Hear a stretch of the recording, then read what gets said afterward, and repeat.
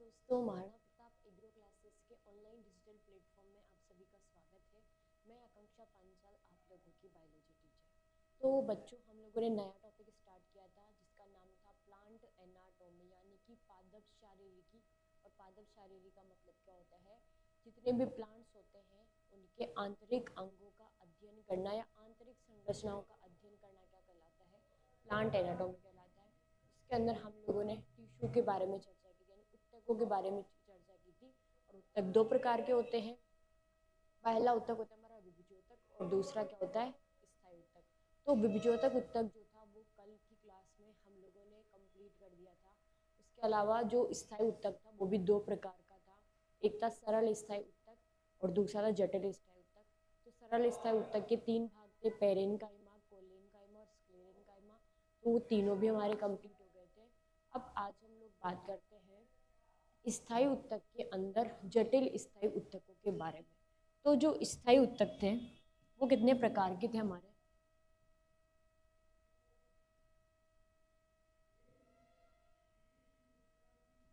स्थायी ऊतक दो प्रकार का था। एक था सरल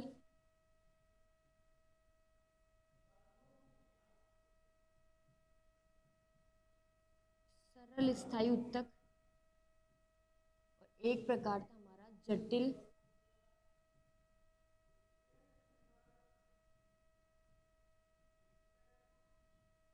स्थायी ऊतक।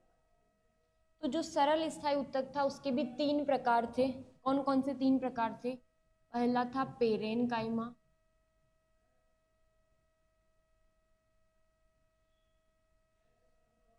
दूसरा था कोलेनकाइमा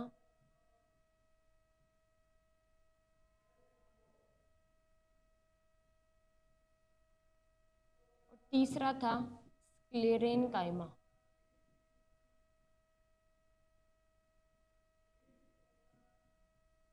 तो इन तीनों के बारे में कल की क्लास में हम लोगों ने चर्चा कर ली थी। जो सरल स्थायी ऊतक थे तीनों के तीनों पढ़ लिए थे। अब जो जटिल स्थायी ऊतक होते हैं वो दो होते हैं। एक होता है जाइलम और दूसरा होता है फ्लोयम। ठीक है, तो आज हम लोग डिस्कस करेंगे जटिल स्थायी ऊतक के बारे में। ठीक है, तो सबसे पहले बात करते हैं किसके बारे में? जाइलम के बारे में।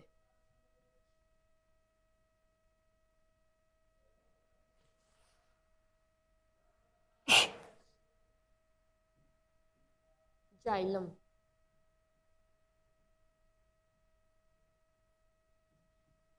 तो जाइलम क्या होता है? जाइलम जो है एक प्रकार का जटिल स्थायी ऊतक होता है जो कि क्या करता है, पादप के अंदर भोजन का संवहन करवाने का जो काम करता है वो कौन करता है? हमारा जाइलम करता है। तो जो जाइलम हो जाता है वो है हमारा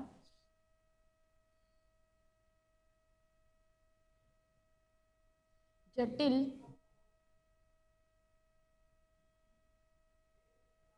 जटिल स्थायी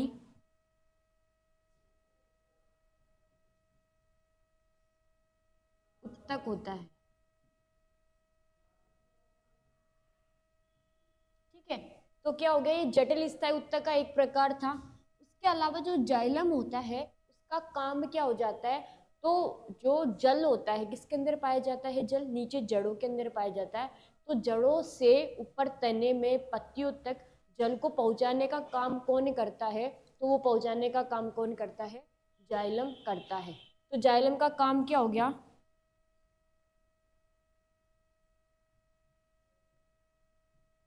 जल का जल का संवहन करवाना। कहाँ से? जड़ों से पादप के अन्य भागों तक। पादप के अन्य भाग कौन हो गए? जैसे कि तना हो गया, पर्ण हो गई। तो इनमें जो जल को पहुंचाने का काम कौन करेगा? तो वो करेगा हमारा जाइलम करेगा। अब ये जो जाइलम है ये कहाँ से जल को पहुंचाने का काम कर रहा है? नीचे जड़ों से जल को पहुंचाने का काम कर रहा है। तो ये गुरुत्वाकर्षण के विपरीत काम कर रहा है या गुरुत्वाकर्षण की दिशा में काम कर रहा है? तो जो जाइलम हो जाता है, क्योंकि गुरुत्वाकर्षण बल कहाँ लगता है? नीचे अपोजिट लगता है, और जल जो है वो ऊपर की तरफ चढ़ रहा है जाइलम के द्वारा। तो जो जाइलम होता है वो गुरुत्वाकर्षण के विपरीत कार्य करता है।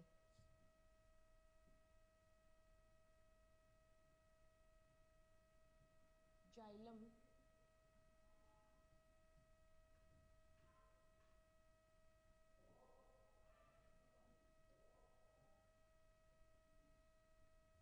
गुरुत्वाकर्षण के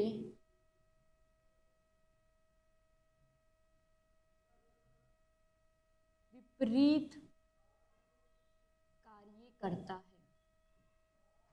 विपरीत कार्य करने का मतलब क्या होगा? गुरुत्वाकर्षण बल नीचे लग रहा है और जाइलम जो है जल को ऊपर की तरफ पादप के भागों तक पहुंचाने का काम कर रहा है। तो ये हो गए जाइलम जो है उसके हमारे जो नॉर्मल सी बातें हैं उनके बारे में। अब अगर हम लोग जाइलम की बात करें तो जो जाइलम होता है, तो प्लांट के अंदर जो जाइलम होता है वो दो प्रकार का होता है। एक होता है प्रोटोजाइलम और एक होता है मेटाजाइलम। ऐसा जाइलम जो पादप के जीवन काल में सबसे पहले बनता है उसको हम लोग क्या कह देंगे? प्रोटोजाइलम। और ऐसा जाइलम जो बाद में परिपक्व हो जाता है उसे क्या कह दिया जाता है? मेटाजाइलम नाम दे दिया जाता है। तो प्रोटोजाइलम का मतलब क्या हो गया? कि पादप के जीवन काल में बनने वाला जो सर्वप्रथम जाइलम जो है उसको हम लोग क्या कह देंगे? प्रोटोजाइलम कह देंगे।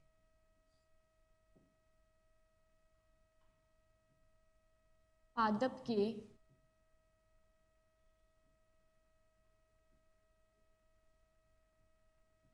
जीवन काल में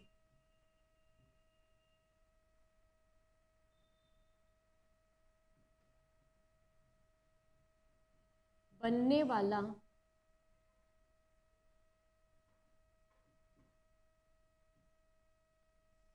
सर्वप्रथम जाइलम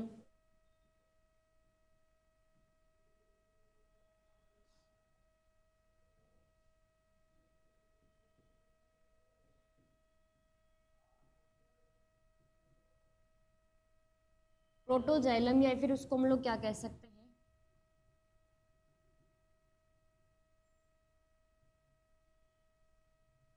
प्राथमिक जाइलम कहलाता है।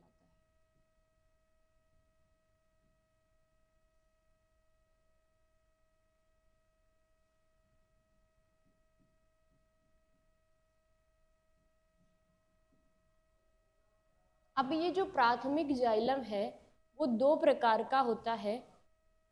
तो प्राथमिक जाइलम दो प्रकार का कैसे हो गया?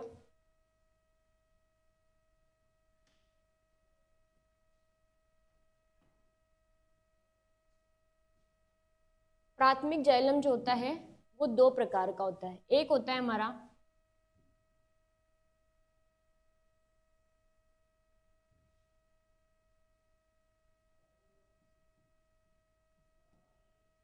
प्रोटोजाइलम और दूसरा होता है मेटाजाइलम।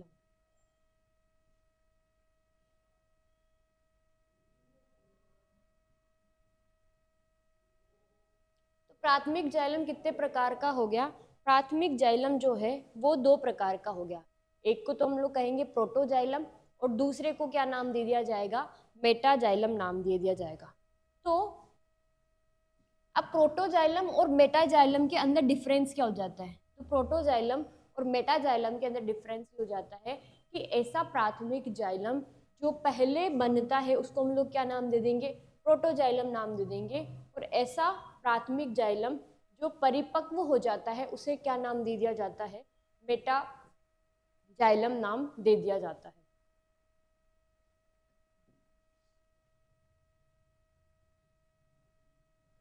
ऐसा प्राथमिक जाइलम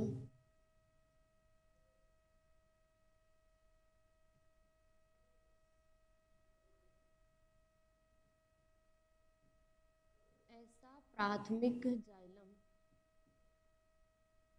जो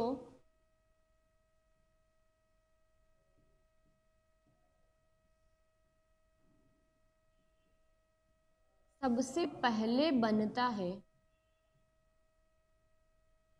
उसे क्या नाम दे दिया जाता है? उसे नाम दे दिया जाता है प्रोटोजाइलम। और मेटाजाइलम का मतलब क्या हो गया?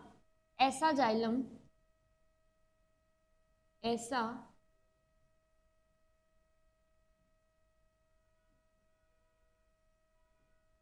प्राथमिक जाइलम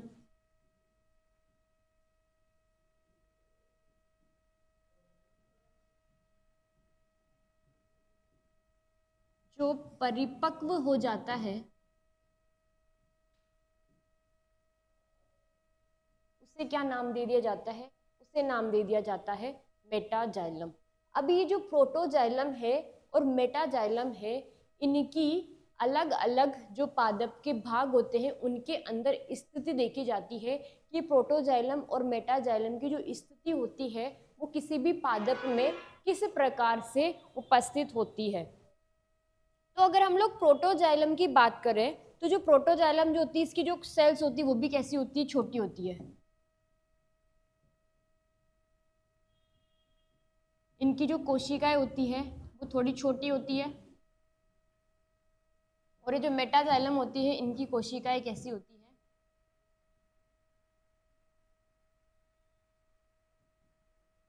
बड़ी होती है। तो इन दोनों में अंतर क्या हो जाता है? पहला अंतर हो जाता है, प्रोटोजाइलम का मतलब होता है ऐसा प्राथमिक जाइलम जो पहले बनता है उसको हम लोग क्या कह देंगे? प्रोटोजाइलम। और ऐसा प्राथमिक जाइलम जो बाद में बनता है या परिपक्व हो जाता है उसे क्या नाम दे दिया जाता है? उसे नाम दे दिया जाता है मेटाजाइलम। अब हम लोग सबसे पहले बात करते हैं तने की। तो जो तना होता है उसके अंदर क्या स्थिति होती है प्रोटोजाइलम की और मेटाजाइलम की?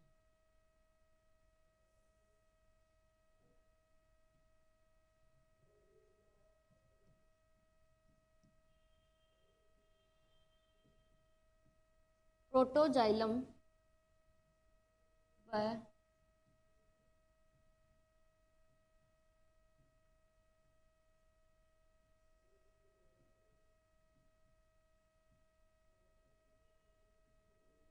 मेटाजाइलम की स्थिति।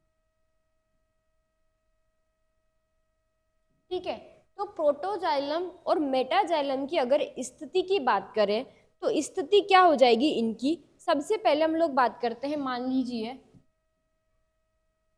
ये केंद्र है, ये तना है, इसको हम लोगों ने अनुपस्थित काट में काट दिया, इस तरीके से काट दिया तने को। तो तने के अंदर बीच में तो क्या पाई जाएगी? यहाँ पर पित्त पाई जाएगी, जिसके बारे में हम लोग बाद में चर्चा करेंगे। पहले हम लोग केवल जाइलम की बात कर लेते हैं।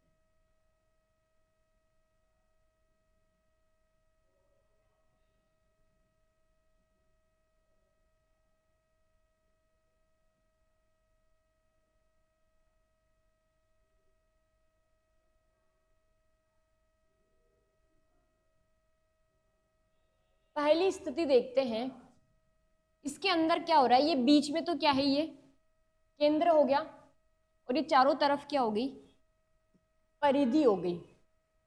तो पहली स्थिति है कि अगर प्रोटोजाइलम तो कहाँ पर होना चाहिए? केंद्र की तरफ होना चाहिए।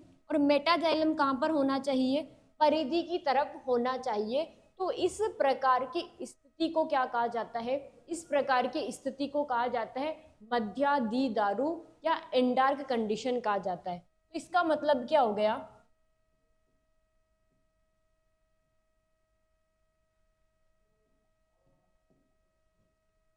जब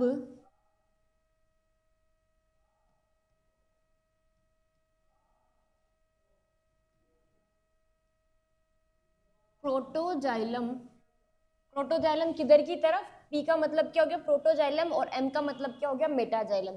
जब प्रोटोजाइलम तो कहां पर हो? केंद्र की तरफ हो। ठीक है, और मेटाजाइलम कहां पर हो?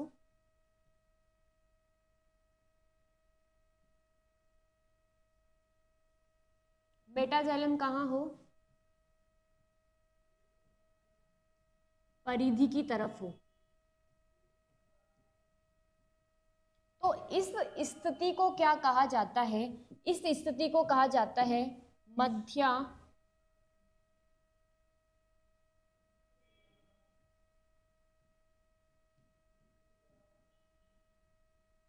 मध्यादिदारुक अवस्था, और इसे इंग्लिश में कहा जाता है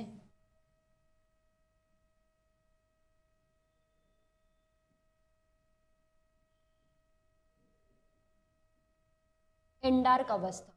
तो एंडार्क अवस्था का मतलब क्या हो गया, जिसके अंदर जो प्रोटोजाइलम होंगे वो तो कहाँ पर होंगे, केंद्र की तरफ होंगे, और मेटाजाइलम कहाँ पर होंगे, परिधि की तरफ होंगे।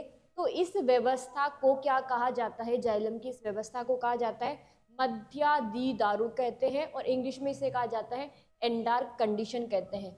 और ये किसके अंदर पाई जाती है एंडार्क कंडीशन, तो इसका एग्जाम्पल याद रखना है, ये पाई जाती तना और पाण के अंदर। ये कंडीशन किसके अंदर हो जाएगी, तने और पाण के अंदर इस प्रकार की जाइलम की व्यवस्था हो जाती है। ठीक है, अब दूसरी कंडीशन की बात करते हैं। तो दूसरी कंडीशन के अंदर क्या होगा,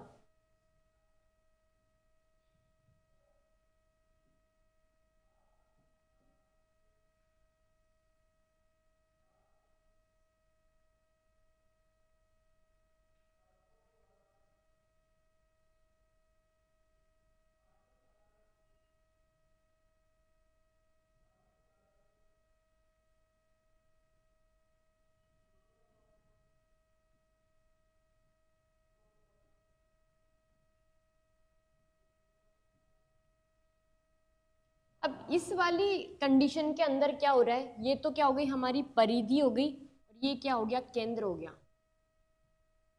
ये परिधि और ये क्या हो गया, केंद्र हो गया। पी का मतलब क्या हो जाता है, प्रोटो जाइलम, और एम का मतलब क्या हो जाता है, मेटाजाइलम। तो इस कंडीशन के अंदर क्या हो गया, जब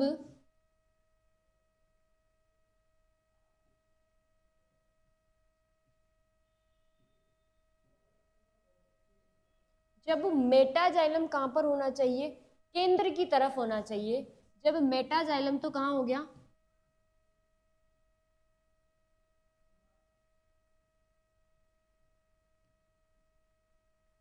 केंद्र की तरफ हो गया, और प्रोटोजाइलम कहां पर हो जाएगा,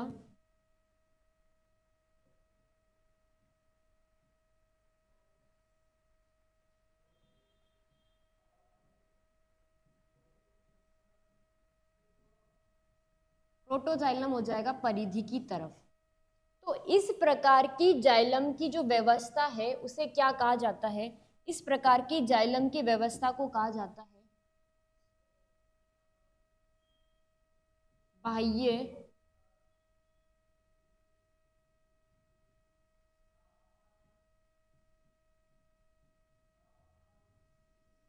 बाह्य द्विदारुक अवस्था। इसे इंग्लिश में कहा जाता है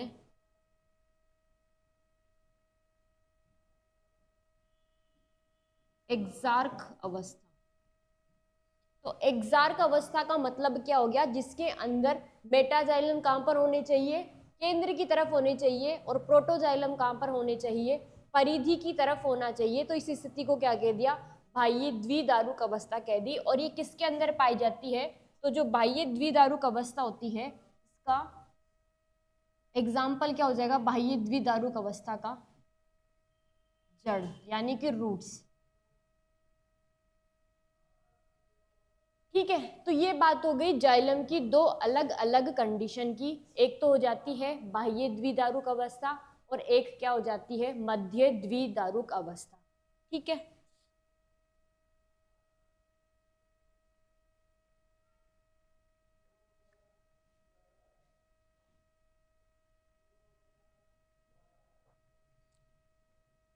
ये बात हो गई हमारी जाइलम की सारी के सारी कंडीशन की। अब देखते हैं कि जो जाइलम होता है वो किन किन चीजों से मिलकर बना होता है, या किन किन अवयवों से मिलकर बना होता है, या कह सकते हैं किन कोशिकाओं से मिलकर बना हुआ होता है। तो जो जाइलम होता है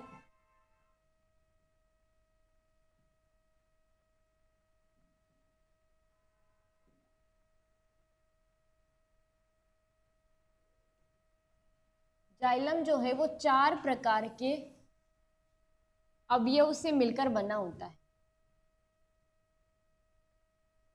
पहला होता है वाहिनिका,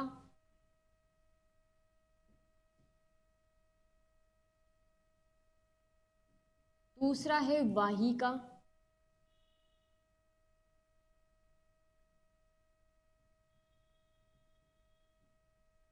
तीसरा है जाइलम रेशे और चौथा है जाइलम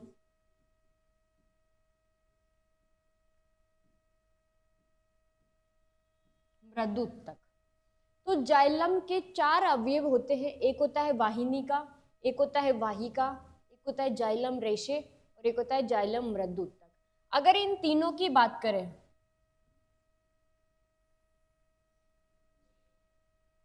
तो ये तीनों कैसे होते हैं, मृत होते हैं। और ये कैसी संरचना होती है,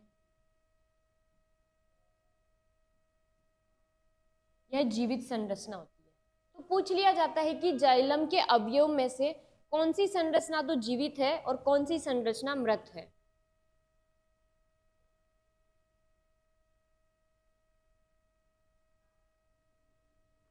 ठीक है, अब बात करते हैं कि ये जो जाइलम होता है वो 4 चीजों से मिलकर बना है या 4 अवयव से मिलकर बना है, वाहिनिका, वाहिका, जाइलम रेशे और जाइलम मृदुतक।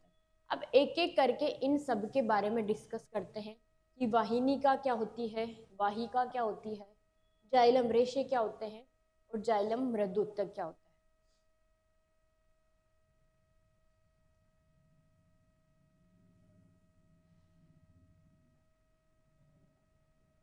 सबसे पहले बात की जाती है वाहिनिका की।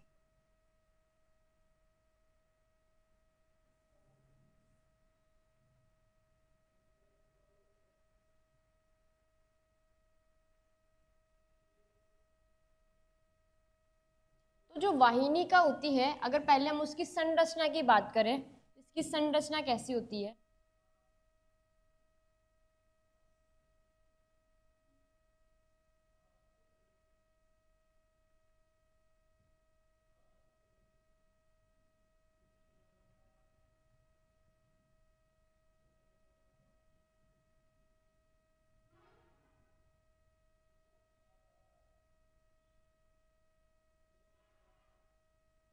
इनकी जो संरचना होती है कुछ इस प्रकार की होती है, ये लंबी होती है और नुकीली इनकी संरचना होती है। इनके जो कोने होते हैं वो कैसे होते हैं, नुकीले होते हैं।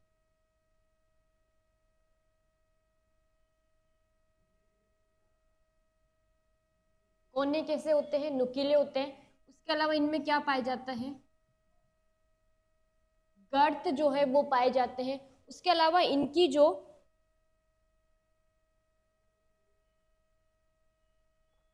गुहा जो होती है वो कैसी होती है, थोड़ी संकीर्ण होती है। ये बीच वाली क्या हो गई, इनकी गुहा हो गई।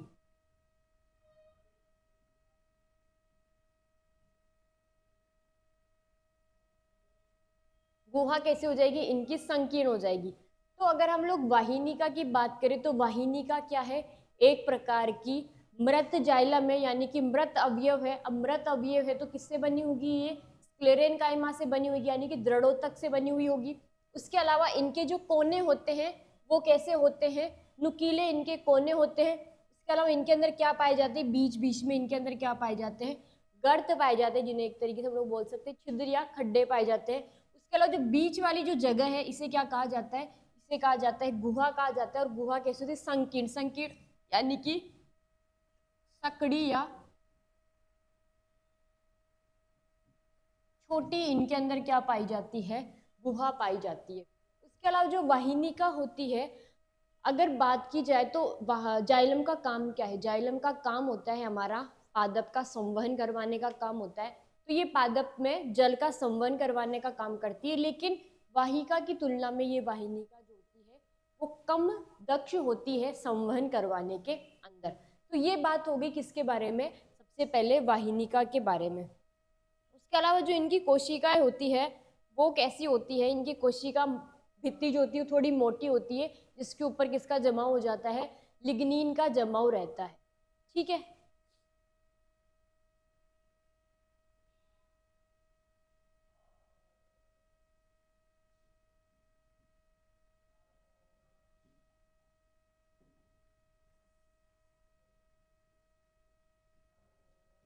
ये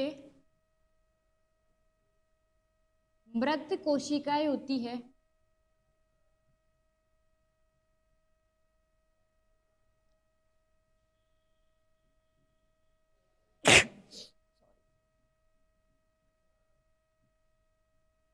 मृत कोशिकाएं होती है जो कि कैसी होती है, लंबी होती है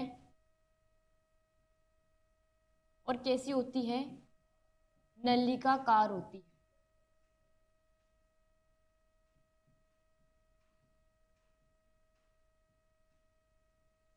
उसके अलावा इनके जो सिरे होते हैं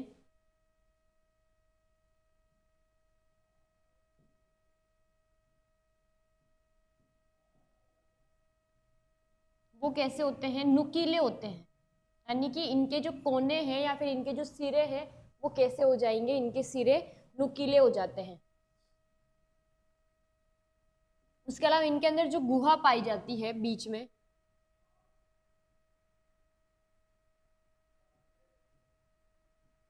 गुहा कैसी होती है, संकीर्ण या फिर हम लोग कह सकते हैं छोटी, इनके अंदर क्या पाई जाती है, गुहा पाई जाती है। ठीक है, तो ये बात होगी। उसके अलावा जो इनकी कोशिका भित्ति होती है, कोशिका भित्ति का मतलब क्या हो गया, ये जो कोशिका भित्ति है बाहर वाली, इसके ऊपर किसका जमा हो जाता है, लिग्निन का जमा हो जाता है।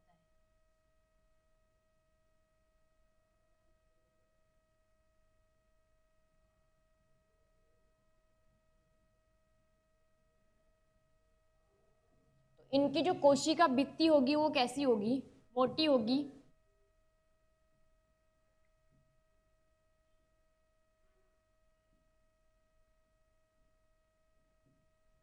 और उस पर किसका जमा हो जाता है, लिग्निन का जमा हो जाता है।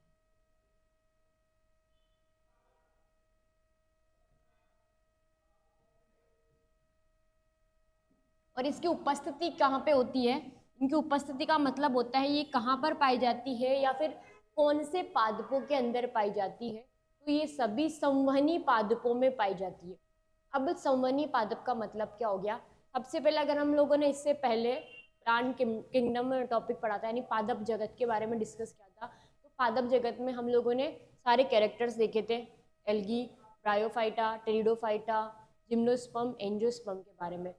तो अगर हम लोग पादप जगत की बात करें तो पादप जगत के अंदर सबसे पहले संवन बंडलों का या संवन उत्तकों का जो निर्माण है वो कौन से किसके अंदर हुआ था, तो सबसे पहले संवन उत्तकों का निर्माण हुआ था टेरिडोफाइटा के अंदर।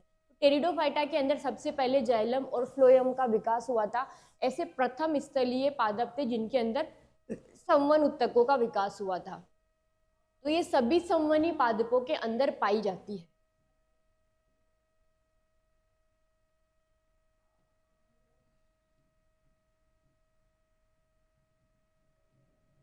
सभी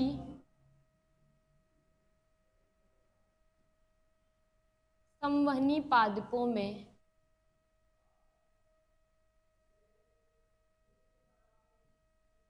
पाई जाती है। अब संवहनी पादपों का मतलब क्या हो गया, किस किस के अंदर होगी ये,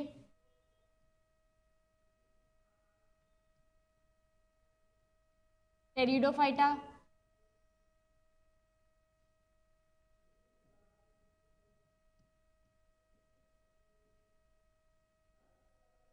जिम्नोस्पर्म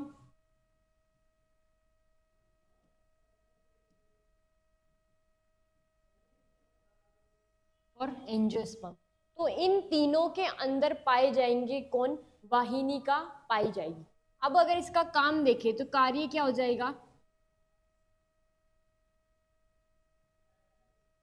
जल का संवहन करवाना।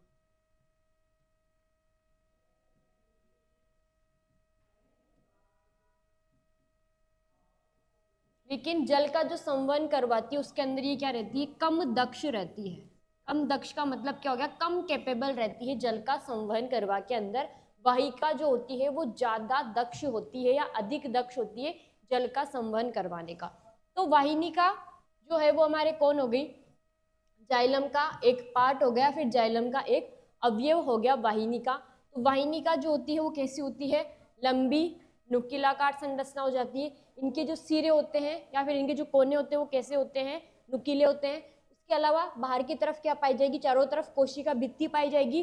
कोशिका भित्ति कैसी होगी, थोड़ी मोटी होगी।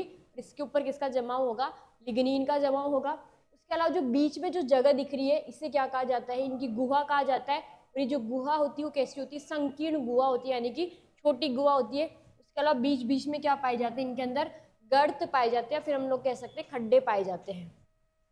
और ये कैसे हो जाएगी, मृत हो जाएगी। उसके अलावा इनकी नलिकाकार होती है, संकीर्ण गुहा होती है, कोशिका भित्ति मोटी होती है, जिसके ऊपर किसका जमा हो जाता है, लिग्निन का जमा हो जाता है। और ये किनके अंदर पाई जाती है, सभी संवहनी पादपों में पाई जाती है। और संवहन बंडल कहाँ से स्टार्ट हुए थे पादप जगत में, वो स्टार्ट हुए थे हमारे टेरिडोफाइटा से। तो टेरिडोफाइटा के अंदर भी मिलेगी, जिम्नोस्पर्म में मिलेगी, और एंजियोस्पर्म के अंदर भी ये मिलेंगे। उसके अलावा इनका काम क्या हो जाता है, जल का संवहन करवाने का इनका काम हो जाता है। ठीक है, अब नेक्स्ट बात करते हैं दूसरा अवयव जाइलम का,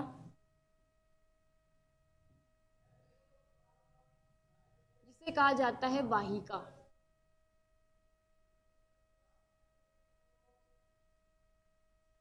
तो वाहिका की संरचना कैसी हो जाती है,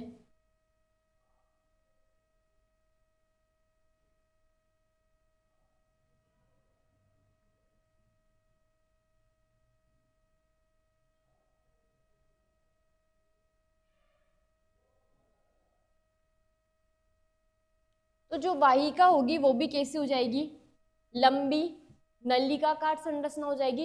लेकिन इनके जो सिरे होते हैं या जो इनके कोने होते हैं वो नुकीले नहीं होते हैं। इनके जो सिरे होते हैं वही गोल आकार के होते हैं, सिलेंड्रिकल शेप में होते हैं। उसके अलावा बीच में क्या पाई जाएगी,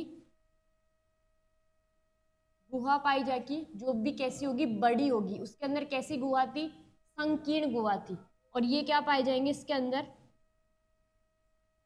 गर्त पाए जाएंगे। उसके अलावा जो इनके सिरे होंगे वो कैसे होंगे, कोने जो होंगे वो नुकीले नहीं होंगे, किनके अंदर, वाहिका के अंदर। तो ये क्या हो जाएगी, थोड़ी इनके कंपैरिजन में थोड़ी सी कम लंबी हो जाएगी। उसके अलावा जो मोटी भित्ति हो जाएगी इनके अंदर, और ये भी कैसे हो जाएगी, मृत हो जाएगी। इनकी बात की जाए वाहिका की, तो वाहिका कैसी होती है,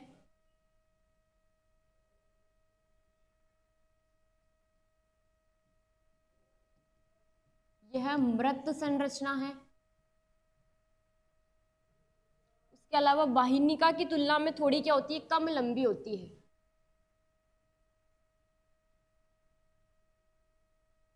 वाहिनिका की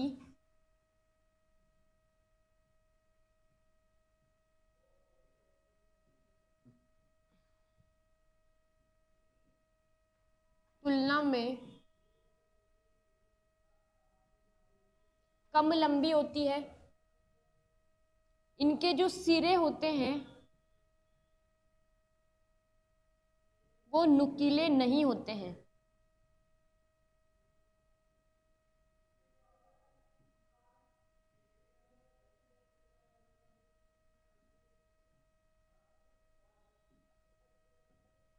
उसके अलावा जो गुहा होती है वो कैसी होती है, इनके अंदर जो गुहा होती है वो कैसी होती है, बड़ी होती है, या फिर हम लोग कह सकते हैं इनकी जो गुहा होती है वो चौड़ी होती है।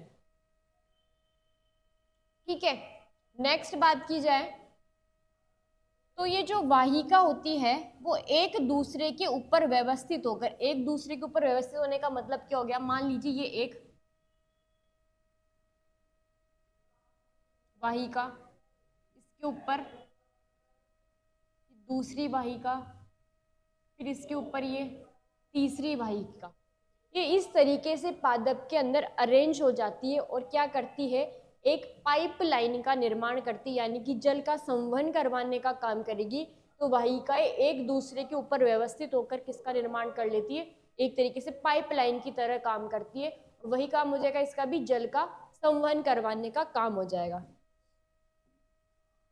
तो वाहिका जो होती है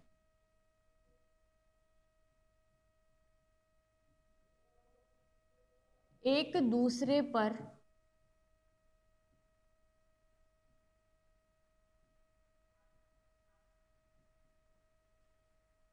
व्यवस्थित होकर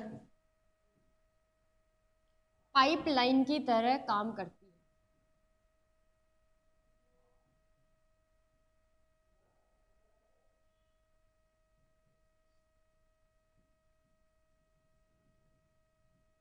पाइपलाइन की तरह कार्य करती है।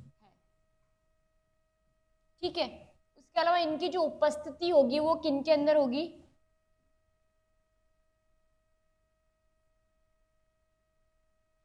इनकी जो उपस्थिति होगी वो केवल और केवल किसके अंदर पाई जाएंगी? एंजियोस्पर्म प्लांट के अंदर पाए जाएंगे।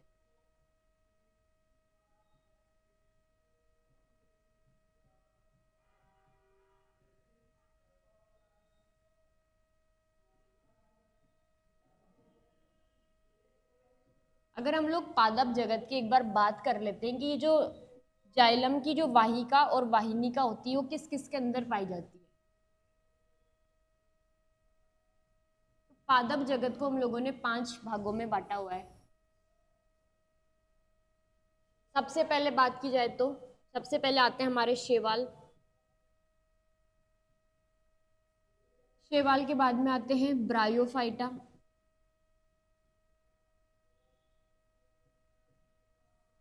ब्रायोफाइटा के बाद में आते हैं टेरिडोफाइटा।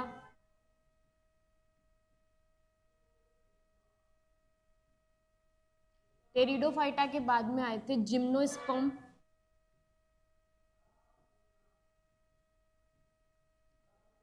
जिम्नोस्पर्म के बाद में सबसे लास्ट में आए थे हमारे एंजियोस्पर्म।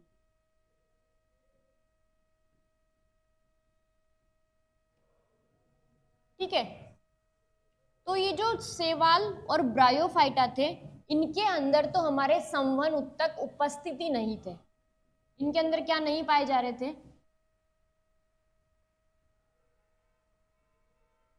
संवहन उत्तक नहीं पाए जा रहे थे, यानी कि इनके अंदर तो जाइलम और फ्लोएम का निर्माण ही नहीं हुआ था।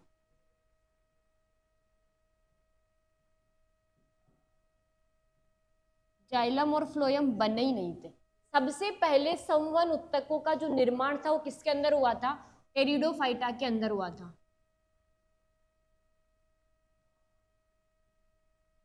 सर्वप्रथम निर्माण इनका संवहन उत्तक का। संवहन उत्तक कौन कौन हो जाते हैं हमारे? एक तो हो जाता है जाइलम,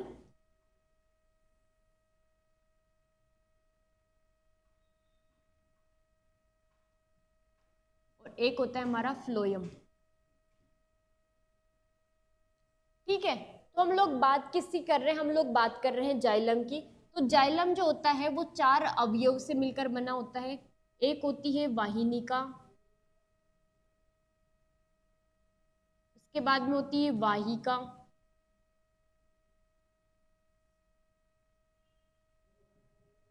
उसके बाद में एक आता है जाइलम रेशे, एक होता है जाइलम मृदुत्तक।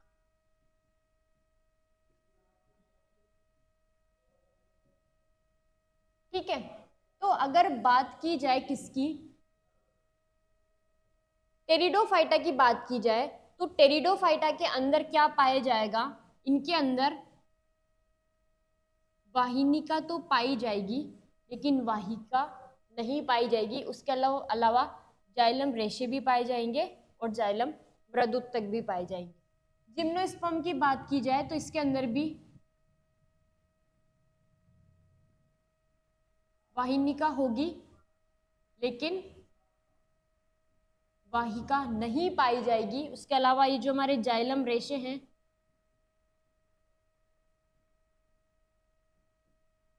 और जाइलम मृदुत्तक है,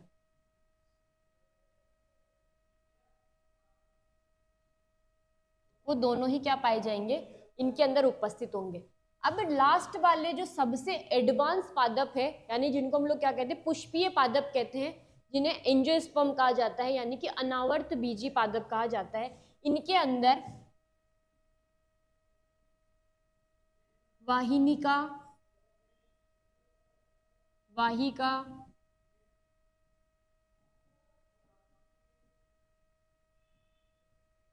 जाइलम रेशे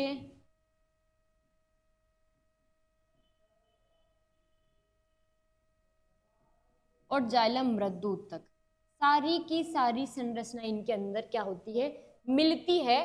तो जो वाहिका हो जाएगी वो जाइलम के अंदर कैसे हो जाएगी, सबसे एडवांस हो जाएगी। और ये किन के अंदर पाई जाती है, एंजियोस्पर्म के अंदर पाई जाती है। तो ये चीज समझ में आ गई, इसका मतलब क्या था, ये किसके अंदर उपस्थित होगी, केवल एंजियोस्पर्म पादपों के अंदर उपस्थित होगी। उसके अलावा इसका काम क्या हो जाएगा, इसका कार्य भी देख लेते हैं। वही जल का संवहन करवाना।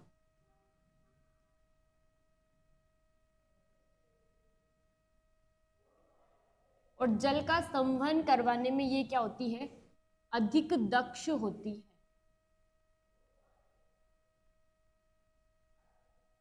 ठीक है, तो एक बार दोनों में अगर अपन डिफरेंस देखें वाहिनिका और वाहिका के अंदर, तो वाहिनिका और वाहिका के अंदर अंतर क्या हो गया, ये तो हो गए हमारे वाहिनिका और ये हो गई वाहिका। ये कैसी हो जाएगी, लंबी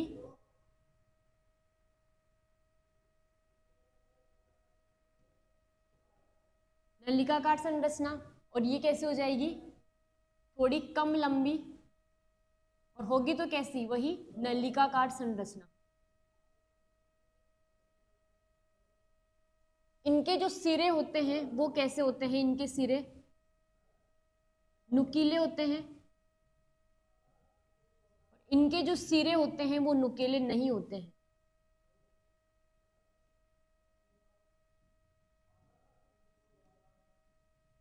इसके अलावा बात की जाए तो इनके अंदर जो गुहा होती है वो कैसी होती है,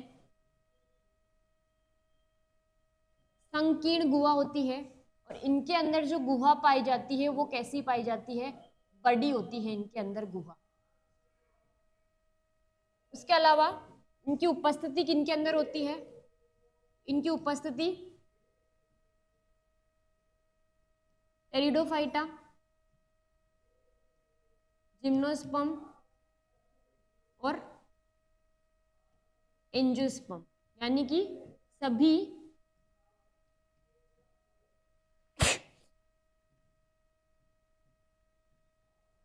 संवहनी पादपों के अंदर पाया जाएगा। और ये केवल किसके अंदर उपस्थित होगी, एंजियोस्पर्म के अंदर पाई जाएगी। उसके अलावा इनका भी काम क्या हो जाएगा, जल का संवहन करवाने का काम हो जाएगा। लेकिन जल का संवहन ये करवाती है, कम दक्ष होती है, यानी कि कम कैपेबल होती है। और ये क्या होती है,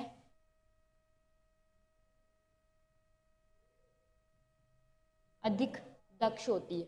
तो ये अंतर हो गए वाहिनिका के अंदर और वाहिका के अंदर। ठीक है, अब नेक्स्ट बात करते हैं, तीसरा पार्ट हमारा, इसे कहेंगे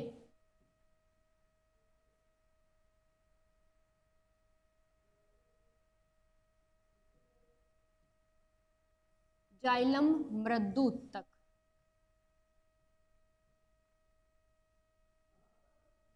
ठीक है, तो ये जो जाइलम मृदुतक होगा वो कैसी संरचना होगी, यह एकमात्र ऐसी संरचना होगी जो क्या होगी, जीवित होगी। यानी कि ये मरी भी नहीं होगी, ये कैसी संरचना होगी, ये जीवित संरचना होगी। तो जाइलम मृदुतक का मतलब क्या हो गया, यह एकमात्र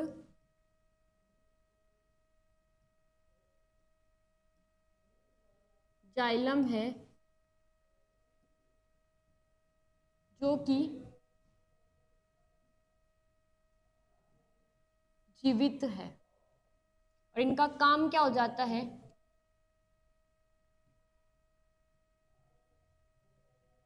खाद्य पदार्थों का संग्रहण करना इनका काम हो जाता है। उसके अलावा दूसरा काम क्या हो जाता है, ये जल का अरीय संवहन करवाते हैं।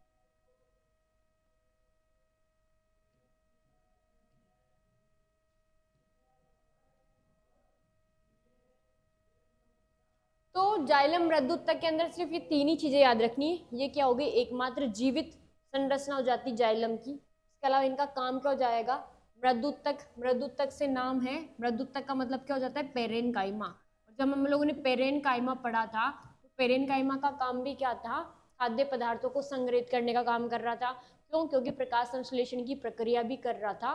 तो जो जाइलम मृदुतक होगा वो भी क्या करेगा, खाद्य पदार्थों को संचित करने का काम करेगा और जल का अरीय संवहन करेगा। अरीय संवहन का मतलब क्या हो गया, मान लीजिए तना है, इनके साइडों के अंदर जो जल का संवहन करवाने का, नहीं, साइड से जल का संवहन करवाने का काम कौन करेगा, जाइलम मृदुतक करेगा।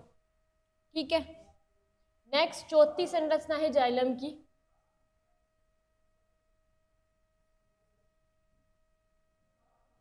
इसे कहा जाता है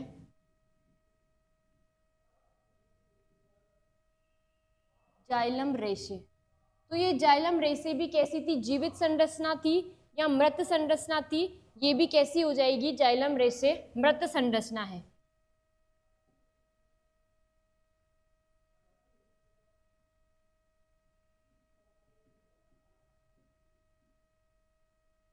इसका काम क्या हो जाएगा, इसका काम हो जाएगा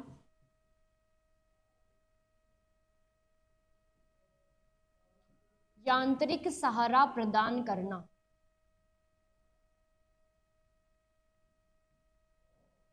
और ये भी कैसा संवहन करवाएगा, अरीय संवहन करवाता है।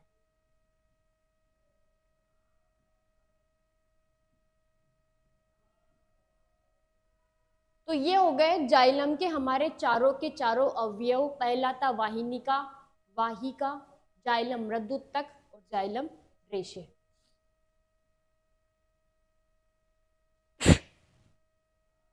अब नेक्स्ट बात करते हैं किसके बारे में,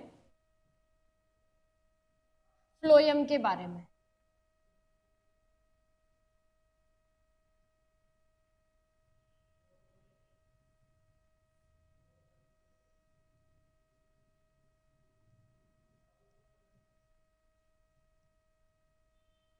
तो जो फ्लोएम है वो भी किन किन से मिलकर बना हुआ है, तो फ्लोएम जो है वो भी 4 अवयव से मिलकर बना हुआ है।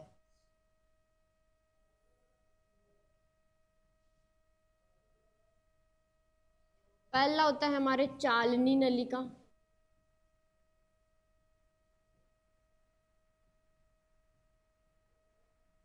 दूसरा अवयव होता है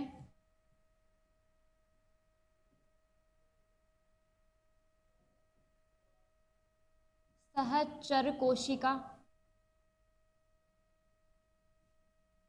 तीसरा अवयव होता है फ्लोएम रेशे, या फिर हम कह सकते हैं पहले फ्लोएम मृदुतक, चौथा होता है फ्लोएम रेशे।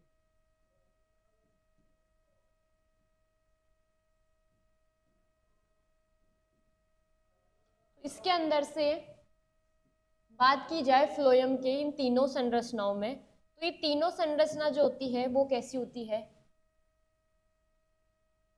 जीवित संरचना होती है। और जो फ्लोएम रेशे होती है वो कैसी संरचना होती है, मृत संरचना होती है। इसके अलावा जो फ्लोएम होता है उसका काम क्या होता है, भोजन का संवहन करवाना।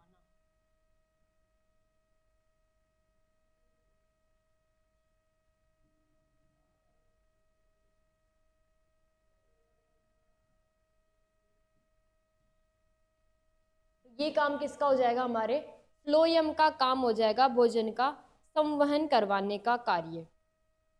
ठीक है, अब सबसे पहले बात करते हैं कि जो चालनी नलिका होती है, इसके अलावा जो सहचर कोशिका होती है, इनकी जो संरचनाएं होती है वो किस किस प्रकार से होती है। तो सबसे पहले बात करते हैं चालनी नलिका की।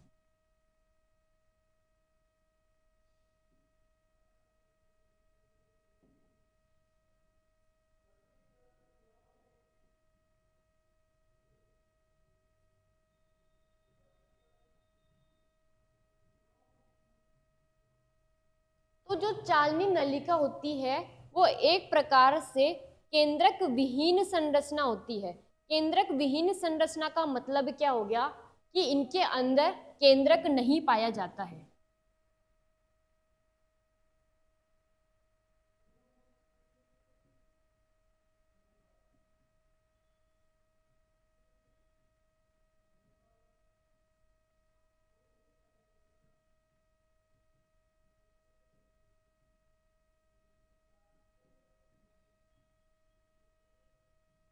अब इनकी अगर संरचना देखी जाए तो इनकी संरचना कैसी होती है?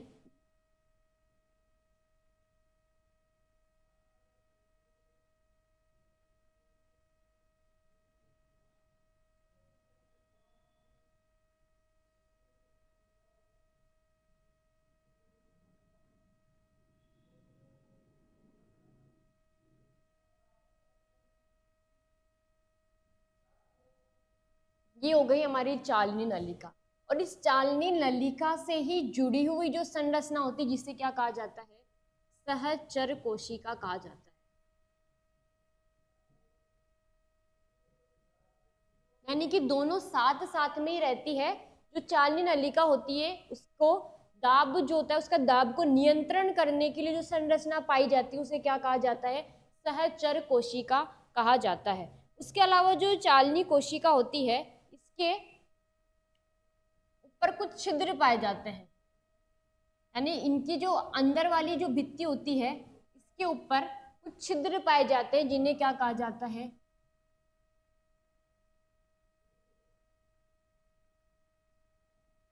चालनी छिद्र कहा जाता है। और इन चालनी छिद्रों के अंदर बहुत सारे पदार्थों का जमाव हो जाता है, और वो जो पदार्थ होते हैं इसकी वजह से क्या होता है कि मान लो ये हमारी चालनी नलिका है। अब ये चालनी नलिका के जो अंदर वाले भाग होते हैं, इनकी जो अंदर वाले भाग होते हैं इनके अंदर क्या पाए जाते हैं? चालनी छिद्र पाए जाते हैं, और इनके अंदर कोई पदार्थ जो है वो जम जाता है, और उस पदार्थ का नाम क्या होता है? उस पदार्थ का नाम होता है केलोज।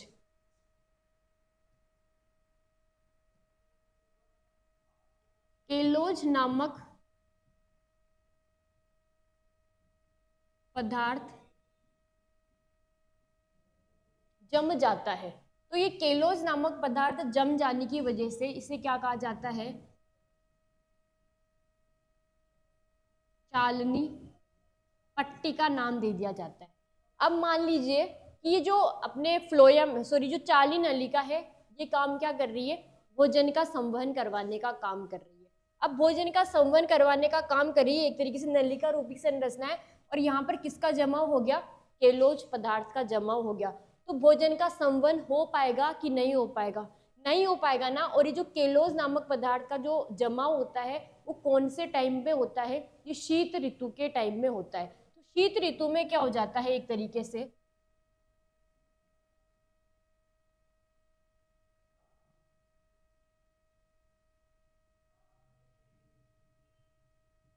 शीत ऋतु में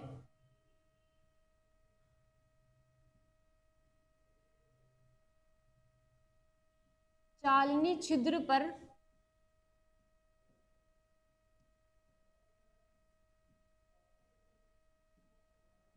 किसका जमा हो जाता है? केलोज नामक पदार्थ का जमा हो जाता है। अब ये जो केलोज नामक पदार्थ का जमने के कारण इस संरचना को हम लोग क्या कह देंगे? चालनी पट्टी का नाम दे दिया जाता है।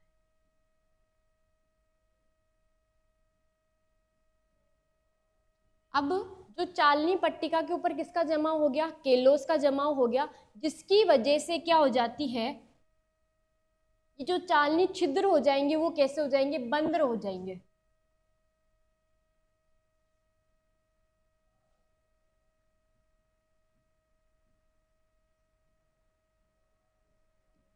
चालनी छिद्र क्या हो जाएंगे?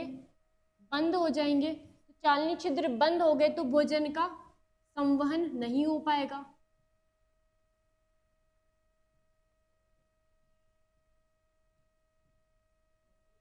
भोजन का संवहन क्या हो जाएगा? रुक जाएगा। और अगर भोजन का संवहन रुक गया यानी कि पादप को भोजन नहीं मिलेगा तो विभाजन होगा क्या? कोशिकाओं में विभाजन की प्रक्रिया भी रुक जाएगी।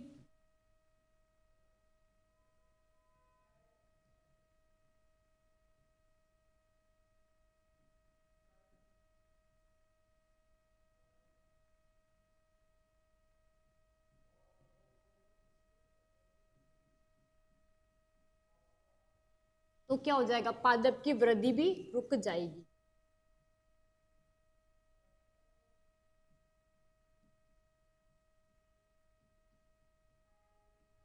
तो ये कब होता है? शीत ऋतु के अंदर क्या होता है, जो चालनी छिद्र होते हैं उनके ऊपर किसका जमा हो जाता है, केलोज नामक पदार्थ का जमा हो जाता है। केलोज नामक पदार्थ के जो जमा हो जाते हैं, यानी पूरा का पूरा केलोज जम जाएगा चारों तरफ, तो उस संरचना को हम लोग क्या कह देंगे, चालनी पट्टी का नाम दे दिया जाता है। और ये चालनी पट्टी का क्या कर दिया, एक तरीके से केलोज से पूरी भर गई है, तो चालनी छिद्र क्या हो जाएंगे, बंद हो जाएंगे। अब चालनी छिद्र बंद हो जाएंगे तो भोजन का संवहन क्या हो जाएगा, रुक जाएगा। अब अगर किसी प्लांट को भोजन ही नहीं मिलेगा तो वो विभाजन करेगा क्या, नहीं करेगा, यानी कि विभाजन रुक जाएगा, और विभाजन रुक जाएगा तो पादप की जो वृद्धि हो जाएगी वो भी क्या हो जाएगी, रुक जाएगी। ठीक है। उसके अलावा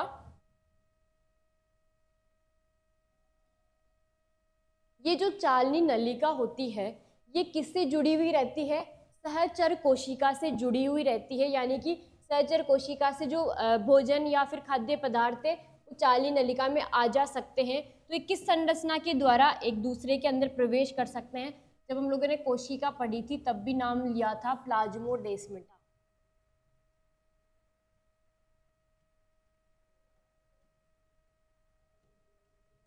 तो प्लाज्मोडेस्माटा के द्वारा चालनी नलिका और सहचर कोशिका जो होती है वो एक दूसरे से क्या हो सकती है, जुड़ी हुई हो सकती है। ठीक है। अब ये हो गई चालनी नलिका के बारे में। अब दूसरी संरचना है हमारी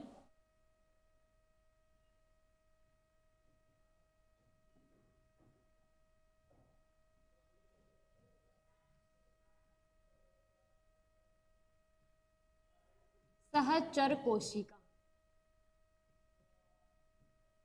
तो जो सहचर कोशिका है वो किससे जुड़ी हुई है, सहचर कोशिका जो है वो जुड़ी हुई किससे है, एक तरीके से चालनी नलिका से ही जुड़ी हुई है। तो ये कैसी होती है, केंद्रक युक्त कोशिका होती है, और वो कैसी थी, केंद्रक विहीन कोशिका थी।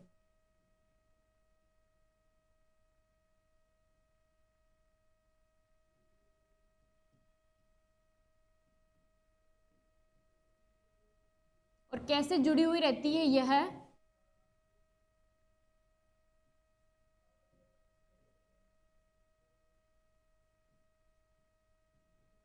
चालनी नलिका से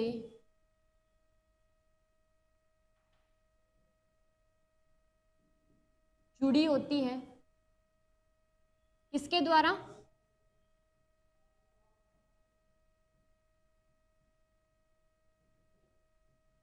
प्लाज्मोडेस्माटा के द्वारा।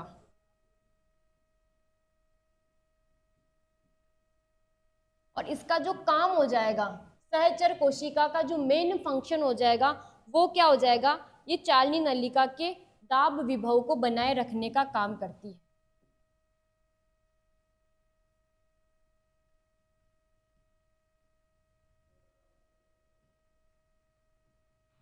यह चालनी नलिका के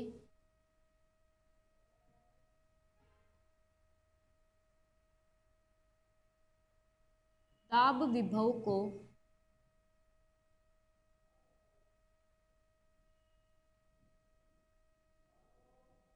बनाए रखती, यानी कि जस्ट इसके पास में होगी तो उसके ऊपर इतना प्रेशर नहीं पड़ना चाहिए। इस वजह से पास में कौन सी संरचना होती है, इसके पास में जस्ट संरचना होती है जिसे क्या कहा जाता है, सहचर कोशिका कहा जाता है। ठीक है। तो ये बात हो गई हमारी किसकी, चालनी नलिका की और सहचर कोशिका की बात हो गई। अब नेक्स्ट बात करते हैं, तीसरी संरचना है हमारे फ्लोएम मृदुतक। तो जो बेरेनकाइमा था उसका काम भी क्या था, खाद्य पदार्थों को संग्रहित करने का काम था। तो फ्लोएम मृदुतक का काम भी क्या हो जाएगा, खाद्य पदार्थों को संग्रहित करने का काम हो जाएगा। उसके अलावा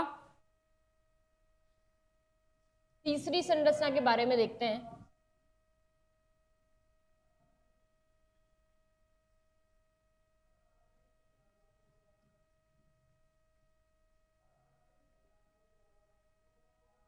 फ्लोएम मृदुतक।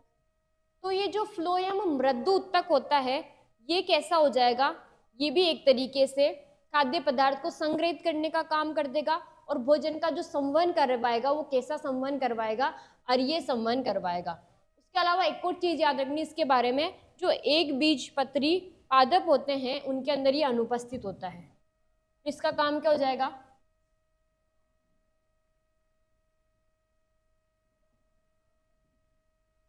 खाद्य पदार्थों का संग्रहण और खाद्य पदार्थों का संचय जो होता है वो कैसे करवाएगा, अरीय संवहन करवाने का काम करेगा।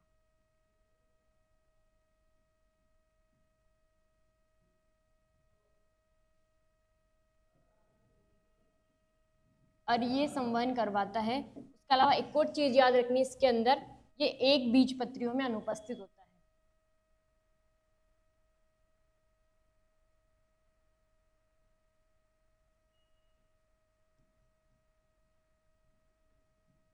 तो ये बात होगी किसके बारे में, फ्लोएम मृदु उत्तक के बारे में।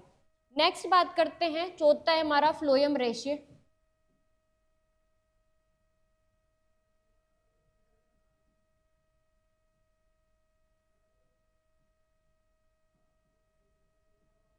ये कैसी संरचना हो जाएगी,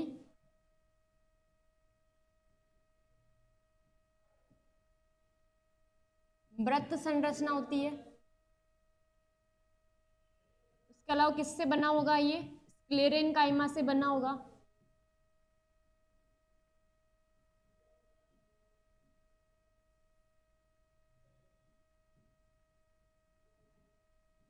इसका काम क्या हो जाएगा, यांत्रिक सहारा प्रदान करना।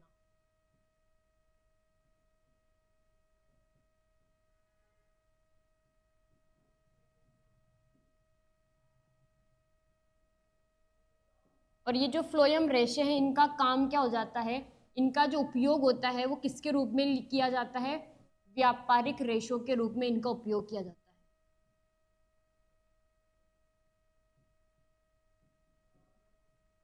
तो ये चारों के चारों संरचना हो गई हमारी किसके बारे में, चारों संरचना हो गई हमारे फ्लोएम के बारे में। आज हम लोगों ने जटिल स्थायी उत्तक जो था वो भी कंप्लीट कर लिया है। और जटिल स्थायी उत्तक के अंदर कौन कौन सी संरचना आती है, एक आती है हमारी जाइलम, दूसरी क्या आती है फ्लोएम। जाइलम के 4 अवयव थे, कौन कौन से अवयव थे, वाहिनिका, वाहिका, जाइलम मृदुत्तक और जाइलम रेशे। सेम उसी तरीके से फ्लोएम भी 4 चीजों से मिलकर बना हुआ था, चालनी नलिका, सहचर कोशिका, फ्लोएम पेरेनकाइमा या फ्लोएम मृदुत्तक और फ्लोएम रेशे। ठीक है, तो इनके बारे में इनके नॉर्मल फंक्शंस याद रखने। अब नेक्स्ट क्लास के अंदर हम लोग डिस्कस करेंगे कि जो हमारे सिस्टम होते हैं, सिस्टम का मतलब जो उत्तक होते हैं वो सारे के सारे मिलकर क्या करते हैं, अलग अलग तंत्र का निर्माण करते हैं, जिससे क्या कहा जाता है, उत्तक तंत्र कहा जाता है। तो नेक्स्ट क्लास के अंदर हम लोग डिस्कस करेंगे उत्तक तंत्र के बारे में। Thank you for watching.